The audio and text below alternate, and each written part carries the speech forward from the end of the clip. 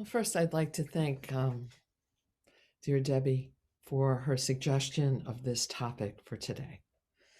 It's been a pleasure to dive into it for the last 2 weeks. So let us begin.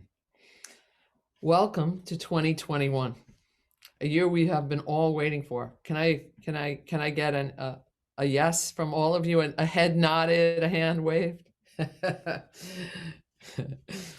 So to begin our talk today, I'm going to reference a piece that was created by Time Magazine that recapped 2020, and I edited a bit to bring my own lens to it. And here it is. 2020 has not been a kind year. It's been a year that preyed on the weak and the sick. It was a year that claimed lives and tested trust. A year filled with division and upended by chaos. It's been a year dominated by staggering loss of life across the world. But regardless, this world still remained filled with courage, compassion, and heart, regardless of what we see on our media. In the words of Dr. Fauci, pandemics occur.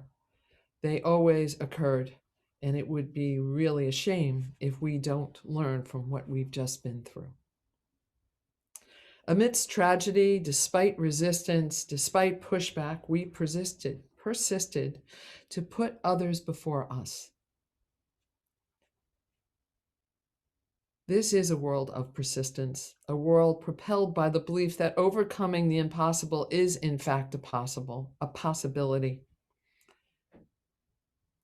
With the inspiration of innovation, we were once again reminded that nothing is out of reach.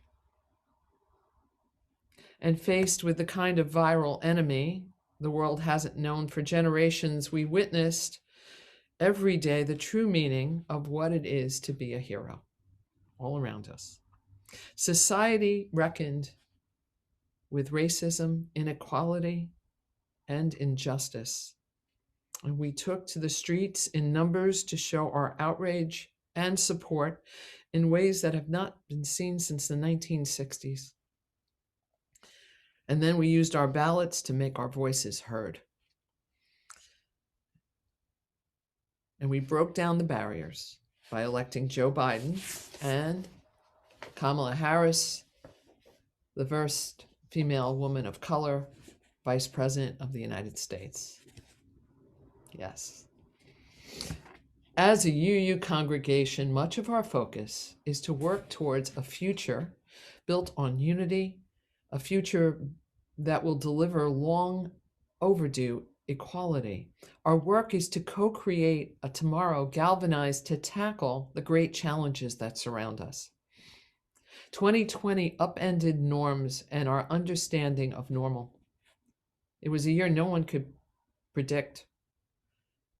Humanity has endured tragedies before, though, and each time rebuilds itself differently.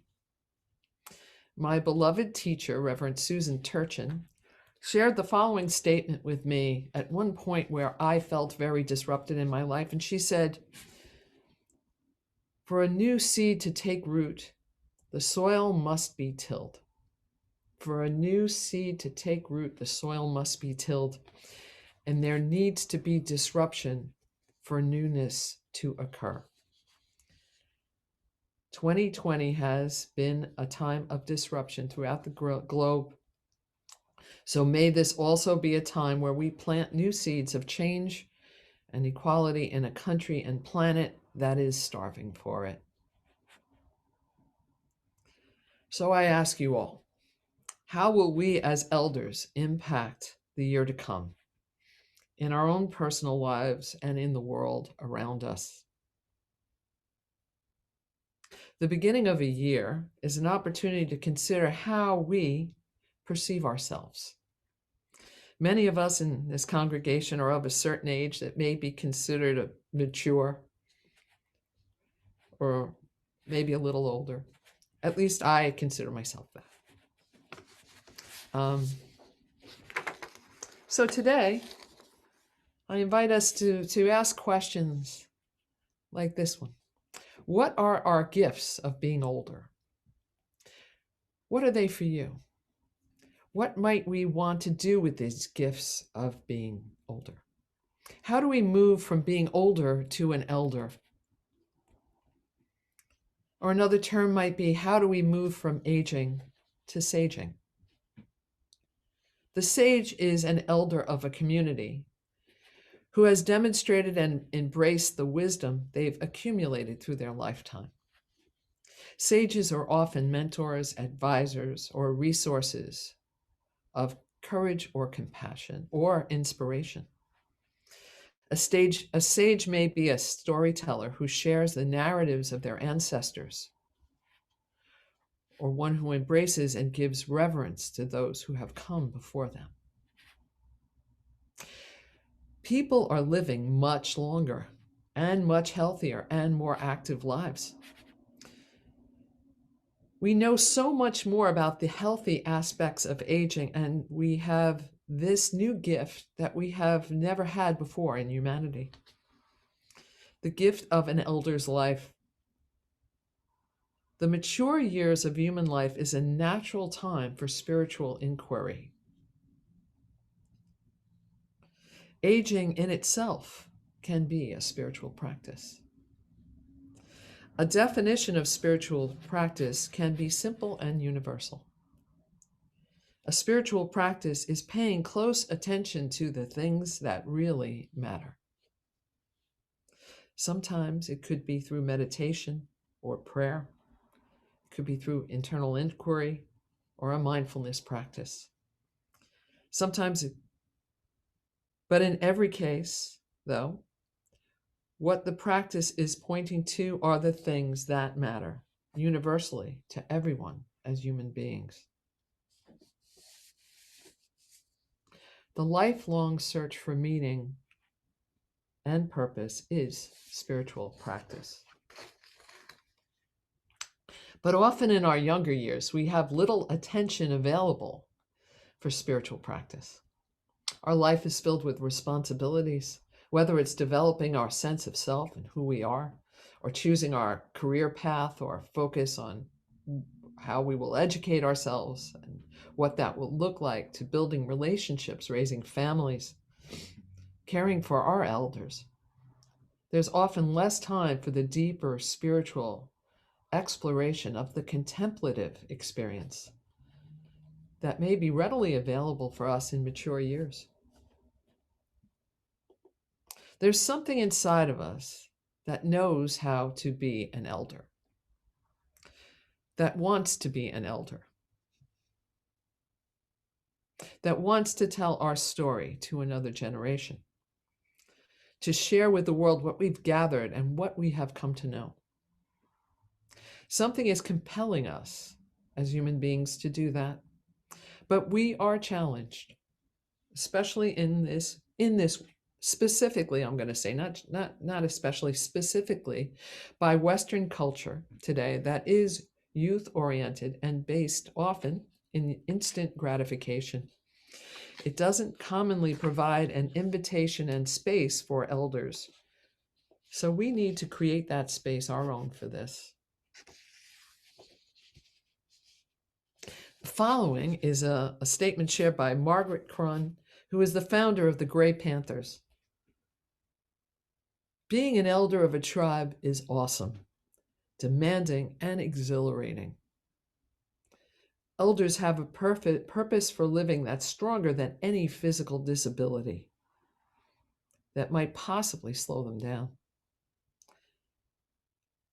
As the mind and spirit triumph over the body's infirmaries, we work passionately to achieve our goals of social justice, environmental safety, and cross-cultural understanding. As our bodies change, it often offers us an opportunity to be aware of the other powers that lie within us. It enables us to start to understand what else we have to offer, and we begin to see that power and engage in that power that may be present to us in a way it was never present before.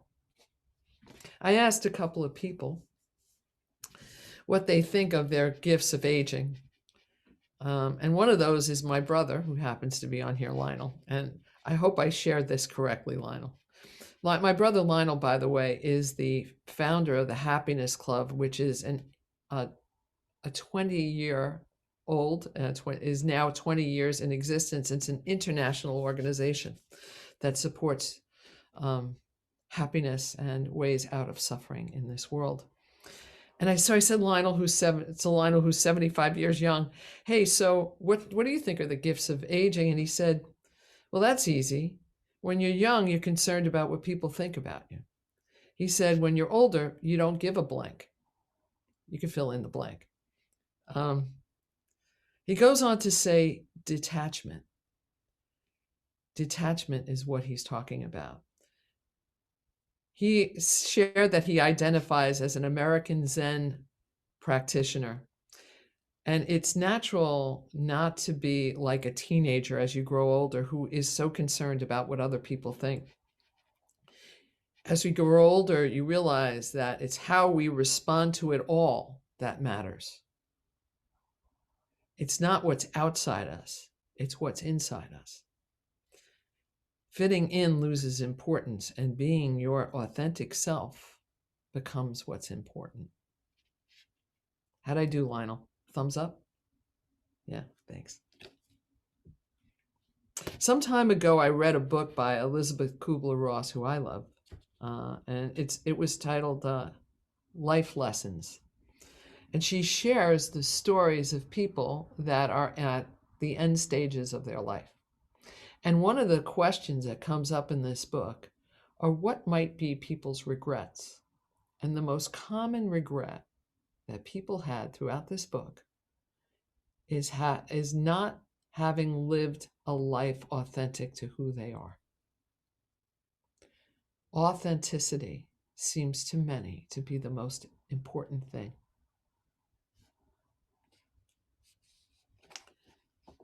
The diminishments of older age schools us in the arts of humility and self-acceptance.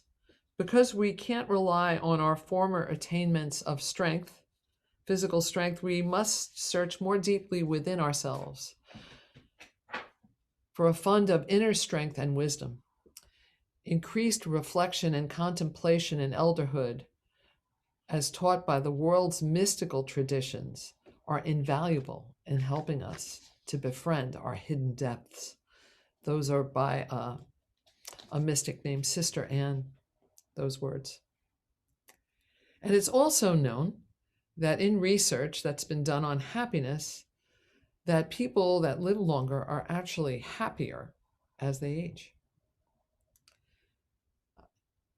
I'm curious what you all think about that.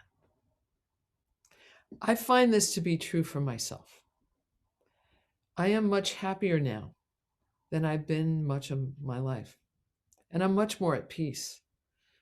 Maybe I live with less resistance to what is not actually in alignment to what's around me. This living with less resistance has changed my life, and it's made a difference. And if you were to tell me 20 years ago that I would be happier at 64 years old, without a relationship, living on my own in the midst of a pandemic, I would tell you you're probably crazy. But I'm actually pretty darn happy.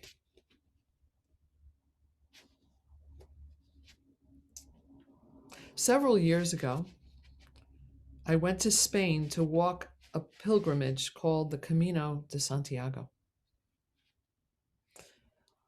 I knew at that time I wanted to switch my career to ministry, but I had no idea what it would look like. And I wanted the time and the space to sort that out, to envision the next stage of my life. And during this pilgrimage, I met people from many stages in their life. But one of the people that I was most impressed by, or impacted by maybe, was a man named Doug. Doug was 80 years old or plus. I'm not quite sure. It was over 80. And his wife, his long-term companion of 60 years at least, had passed away recently. And he was overwhelmed with grief. And he lived in the Midwest, Doug, and his pastor, to support him, and in so many ways he was trying, he said to Doug, there's a movie I think you might like to watch. And it was called The Way. I don't know if any of you have seen The Way. It's about the Camino de Santiago. And Doug watched this film, and within a week, he bought a backpack, got all his equipment together, flew to the south of France, and proceeded to walk across north of Spain from the south of France. When I met Doug, he had already walked 450 miles with his belongings on his back.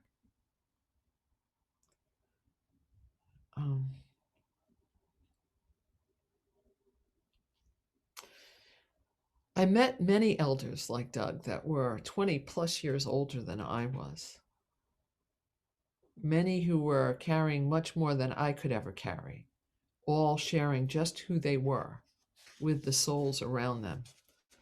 They were just transparent beings, impacting people along the road just by being who they were, just by sharing their grief, their life, their kindness, sometimes just their ears, just their presence to other human beings. But each were extraordinary. The world longs for sages. I myself am always looking for sages. My eyes always wide open and my ears waiting for the wisdom of elders to show me the way. And every time I'm blessed by one, my life changes and I awaken just a little more.